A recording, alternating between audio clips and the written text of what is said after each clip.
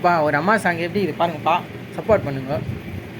ஏழப்பட்ட குடும்பம் என்னையா சொந்தையெல்லாம் என்னை ஒதுக்கிடுச்சு, பணம் இருந்தால் மட்டும்தான்டா மதிப்பாங்கன்னு தெரிஞ்சிடுச்சு.